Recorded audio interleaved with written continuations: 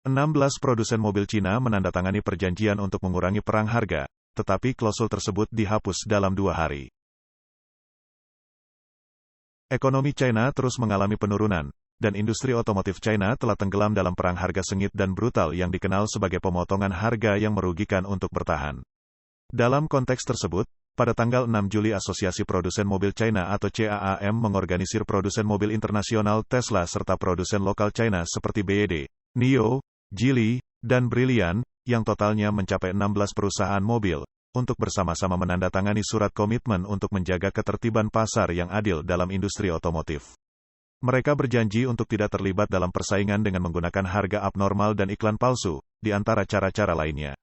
Ke-16 perusahaan ini menyumbang 90% dari penjualan di pasar otomotif China. Surat komitmen ini ditandatangani di bawah bimbingan dan kesaksian dari Kementerian Industri dan Teknologi Informasi MIIT dari Partai Komunis China, PKC.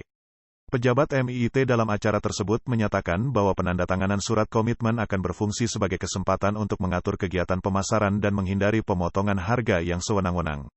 Langkah ini diartikan oleh publik sebagai intervensi resmi untuk meredam perang harga di pasar otomotif. Namun, 2 hari setelahnya, pada tanggal 8 Juli CAAM tiba-tiba mengumumkan pencabutan pernyataan tentang mengganggu ketertiban persaingan pasar dengan harga abnormal dari surat komitmen tersebut. CAAM menyatakan bahwa ungkapan tersebut tidak tepat dan bertentangan dengan semangat hukum anti-monopoli sehingga dihapus. CAAM mendesak ke-16 produsen mobil dan perusahaan anggota produksi otomotif lainnya untuk mematuhi hukum anti-monopoli, melakukan penetapan harga secara independen, dan memastikan persaingan yang adil. Menurut laporan sebelumnya dari media China, setidaknya 75 merek mobil telah dieliminasi dalam 3 tahun terakhir, dan dalam 2 hingga 3 tahun mendatang, perkiraan 60 hingga 70% merek akan menghadapi eliminasi. Pada tahun 2025, 10 produsen mobil China teratas mungkin akan mendominasi 90% pasar, meninggalkan sebagian besar pemain kecil di pinggir lapangan. Beberapa pihak dalam industri mengungkapkan bahwa harga jual beberapa model mobil sudah berada di bawah biaya produksi. Tetapi perusahaan otomotif terlibat dalam perang harga di mana beberapa perusahaan terkemuka rela mengalami kerugian untuk merebut pangsa pasar.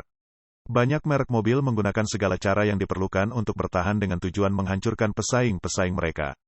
Para ahli industri menunjukkan bahwa perang harga brutal ini kemungkinan akan berlanjut hingga akhir tahun ini atau bahkan mungkin berlangsung selama beberapa tahun. Sementara itu, industri real estate China juga menghadapi masa-masa sulit.